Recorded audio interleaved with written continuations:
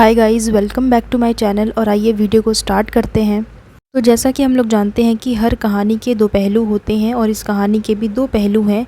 एक पहलू तो हम सुन चुके हैं, वो है सपना की साइड की स्टोरी, जो कि हर किसी ने सुनी कि उसके साथ क्या हुआ, कैसे हुआ, सब कुछ हम सुन चुके हैं। लेकिन अभी भी एक साइड की स्टोरी है जो कि किसी ने नहीं सुनी है, वो है सपना के सास ससुर की स्टोरी, जो कि किसी ने भी नहीं सुनी। एक इंसान की कहानी सुन के हम दूसरे इंसान को जज नहीं कर सकते, जब आपको पता हो कि सिर्फ एक ही इंसान के पास प्लेटफॉर्म है अपनी बात रखने का, लेकिन सामने वाले के पास कोई प्लेटफॉर्म नहीं है। जैसा कि आप लोग जानते हैं कि सपना सोशल मीडिया पे है, उसके पास प्लेटफॉर्म है कि वो अपनी बात रख सकती है, लेकिन जो पेरेंट्स हैं उनके पास कोई भी प्लेटफॉर्म नहीं है कि वो अपनी बात रख सके। ज़रूरी नहीं है कि सिर्फ एक ही इंसान सही है और दूसरा इंसान पूरी तरीके से गलत है। अगर एक इंसान ने गलतियाँ की है तो इसका मतलब दूसरे इंसान ने भी कुछ तो गलतियाँ की होंगी, जिसकी वजह से आज ये सिचुएशन आई है। सपना की जो रीसेंट वीडियोज़ हैं उनका कमेंट सेक्शन में स्क्रॉल कर रही थी, वहाँ पे मैंने देखा कि सपना के वीडियोज़ आने के बाद सपना ने जो सास ससुर को एक्सपोज़ किया है, उनकी रिकॉर्डिंग लगाई है, उसके बाद बहुत सारे लोगों ने सपना के सास ससुर को गालियाँ देना शुरू कर दिया है। और इतनी गंदी गंदी गालियाँ उन्होंने दी हैं कि उसको आप इमेजिन भी नहीं कर सकते। किसी भी बात को कहने का एक तरीका होता है, लेकिन जो कुछ लोग हैं, कुछ परसेंट लोगों की बात कर रही हूँ यहाँ पे मैं, वो लोग जो है वो सपना के सास ससुर को गालियाँ दे रहे हैं, उन्हें अब्यूज़िव लैंग्वेज में कुछ ना कुछ बोल रहे हैं, जो कि बहुत ही गलत है।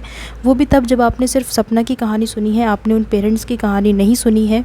अब्यूज़िव कमेंट्स देखने के बाद मैंने डिसाइड किया कि सपना के पुराने व्लॉग्स को देखा जाए कि उन व्लॉग्स में क्या है एंड जो सास ससुर हैं उनका नेचर उसमें कैसा लग रहा है। तो ये देखने के लिए मैंने पुराने व्लॉग्स देखे, और इससे पहले मैंने पुराने व्लॉग्स नहीं देखे थे, क्योंकि मैंने 6-7 मंथ्स पहले ही सपना को देखना शुरू किया है, तो मैंने पुराने व्लॉग्स देखे। एंड इसी बीच सपना का एक व्लॉग मेरे सामने आया, और इस व्लॉग के दौरान सपना की शादी जो है वो राजीव जी से हो चुकी है, और उसके बाद का ये व्लॉग है।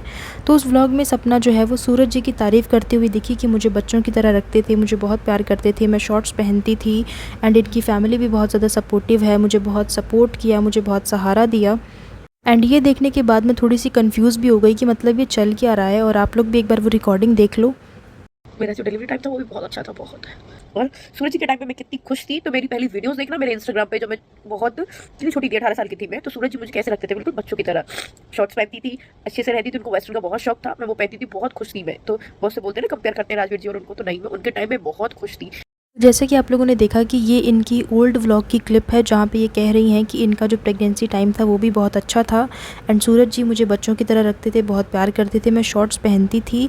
एंड ये भी बोला कि लोग कंपेयर करते हैं कि राजीव जी और सूरज जी, तो सूरज जी के टाइम पे भी मैं बहुत खुश थी। इस व्लॉग का कमेंट सेक्शन भी मैंने चेक किया, जहाँ पे पिछले 2-3 दिनों में जो लोगों ने सपना की रिकॉर्डिंग देखने के बाद जो लोग ये व्लॉग देखने आए हैं, उन्होंने भी कमेंट किया, एंड उनका भी यही कहना है कि सपना एक तरफ तो कह रही है कि वो कुत्तों की तरह मारपीट करता था, और दूसरी तरफ जो है पुराने व्लॉग्स में उसकी ही तारीफ़ कर रही है। तो आखिर सच क्या है? तो मैं यहाँ पे कुछ कमेंट्स के स्क्रीनशॉट्स लगा रही हूँ जो इस वीडियो के नीचे आए हैं। लोग भी बिल्कुल कंफ्यूज हो चुके हैं कि एक तरफ तो सपना कह रही है कि वो अच्छा नहीं था, दूसरी तरफ जो है वो उसकी तारीफ़ भी की हुई है। तो आखिर सच क्या है? क्योंकि दोनों बातें तो सच हो नहीं सकती, या तो पहले की बात झूठी थी या तो अभी की बात झूठी है। सपना के लिए मेरी सिंपैथी पहले भी थी, आज भी है और आगे भी रहेगी। जो सपना के साथ हुआ वो बहुत ही गलत हुआ, उसमें कोई दोहराई नहीं है। लेकिन हमें ये भी देखना होगा कि उन पेरेंट्स के साथ भी बहुत ज़्यादा गलत हुआ है, जिन्होंने अपने 2-2 बेटे खोए हैं। सभी लोग सिंपैथी सिर्फ सपना को दे रहे हैं, लेकिन किसी ने भी उन पेरेंट्स को सिंपैथी नहीं दी। सपना के पुराने व्लॉग्स और अब के जो रीसेंट व्लॉग्स हैं उनको देखने के बाद कुछ लूप होल्स देखने को मिल रहे हैं। उसके अलावा कुछ सवाल हैं जो कि उठ रहे हैं, और जनता की तरफ से भी ये सवाल उठाए जा रहे हैं। सपना ने अपने रीसेंट व्लॉग्स में बोला कि सास ससुर बहुत बुरे थे, उन्होंने बहुत बुरा किया मेरे साथ। लेकिन जो मैंने सपना के पुराने वाले व्लॉग्स देखे, उसमें मुझे ऐसा बिल्कुल भी नहीं लगा। जो सास ससुर हैं वो बहुत ही फ्रेंडली तरीके से सपना के साथ बिहेव कर रहे थे। और रही बात फ्रीडम की, तो सपना को फ्रीडम भी मिली हुई थी। ऐसी कोई बात नहीं है कि सपना को कभी फ्रीडम नहीं दी, बहुत ही स्ट्रिक्ट माहौल में रखा। क्योंकि जो सपना की सास हैं, आप देखना, वो खुद सर पे घूंघट लेती हैं, लेकिन सपना के लिए ऐसी कोई पाबंदी नहीं थी कि वो अपने सर पे घूंघट ही रखेगी या बिना घूंघट के वो नहीं रह सकती। वो वेस्टर्न भी पहनती थी और वो साड़ी और सूट भी पहनती थी, तो किसी भी तरह की कोई रिस्ट्रिक्शंस तो नहीं थी। जैसे कि सपना का कहना है कि सूरज जी बहुत बुरे थे, कुत्तों की तरह मारते थे एंड ऑल दैट, जो भी बोला और जो भी रिकॉर्डिंग वगैरह सुनाई, तो अगर सूरज जी इतने बुरे थे, उनकी फैमिली इतनी ज़्यादा बुरी थी, तो फिर उसी घर में दोबारा से शादी क्यों की? ये एक बहुत बड़ा सवाल है कि फिर उसी घर में शादी दोबारा से क्यों की? जब आपको सबकी सच्चाई पता थी, जब आपको पता था कि ये लोग कैसे हैं, तो फिर आपने दोबारा से उसी घर में शादी क्यों की? और एक सवाल ये भी है कि अगर सास-ससुर को सपना इतनी ही बुरी लगती, इतनी ही ख़राब लगती तो वो कभी भी अपने दूसरे बेटे राजीव की शादी सपना से नहीं करवाते। पुराने व्लॉग्स में सपना को ये भी कहते हुए सुना कि सास-ससुर बहुत बुरे थे और वो मायके वालों को आने नहीं देते थे। जब भी वो आते थे तो उनको देखकर मुँह चढ़ाते थे और बहुत ही बुरा व्यवहार करते थे। अगर वो इतने ही बुरे थे तो फिर मायके वाले घर में कैसे आ जाते थे, क्योंकि अगर वो इतने ही स्ट्रिक्ट होते, इतने ही बुरे होते तो फिर वो उन लोगों को घुसने भी नहीं देते। अब देखो यहाँ पे नोट करने वाली बात ये भी है कि जब राजीव जी की डेथ को कुछ दिन ही हुए थे तो वहीं दूसरी ओर सपना के जो मायके वाले हैं वहाँ पे कुछ सेलिब्रेशन वगैरह चल रहा था। तो ऐसे में सपना भी अपने मायके वालों से गुस्सा हो गई थी कि वो ऐसा कैसे कर सकते हैं जहाँ पे राजीव जी को गए अभी कुछ दिन ही हुए हैं और वहीं दूसरी ओर उसके मायके वाली फैमिली कुछ सेलिब्रेशन कर रहे थे। तो ऐसे में जब सपना गुस्सा थी तो आप ये भी सोच के देखो ना, तो फिर उन पेरेंट्स पे क्या बीती होगी कि उनके बेटे को गए कुछ दिन भी नहीं हुए हैं और जो मायके वाली फैमिली है वो सेलिब्रेशन कर रही है, तो ऐसे में वो कैसे आने देंगे। एक बात ये भी कही जा रही है कि सपना ने वो रिकॉर्डिंग आखिर की कैसे, जो रिकॉर्डिंग आप लोगों ने सुनी जहाँ पे सूरज जी सपना के साथ मारपीट कर रहे थे, वो रिकॉर्डिंग आखिर सपना ने कैसे की। ये भी एक बहुत बड़ा सवाल बना हुआ है कि रिकॉर्डिंग आखिर हुई कैसे। सपना के पास लोग हैं जो उसका ख्याल रख सकते हैं, जो उसको सपोर्ट कर सकते हैं। इवन पूरी यूट्यूब फैमिली है जो उसे इमोशनली सपोर्ट कर रही है, उसे मोटिवेट कर रही है। लेकिन वो जो सास ससुर हैं उनके पास कोई नहीं है, ना ही उनका ख्याल रखने के लिए, ना ही उन्हें इमोशनली सपोर्ट करने के लिए। बाय चांस वो अगर कल को बीमार हो जाते हैं तो फिर उनका ख्याल कौन रखेगा, उनकी सेवा कौन करेगा, क्योंकि उनके पास तो अब कोई नहीं रह गया है जो कि उनकी सेवा करे। वो बिल्कुल अकेले हो गए हैं। जैसे सपना को अपनी बेटियों के लिए दर्द हुआ कि उनके दादा दादी ने एक बार भी फ़ोन करके भी नहीं पूछा कि वो कहाँ पे है, कैसे हैं, तो उसी तरह उन दोनों माँ बाप को भी, उन दोनों सास ससुर को भी अपने बेटे के लिए दुख होता होगा, उन्हें दर्द होता होगा। तो उसके बारे में सपना ने बिल्कुल भी नहीं सोचा।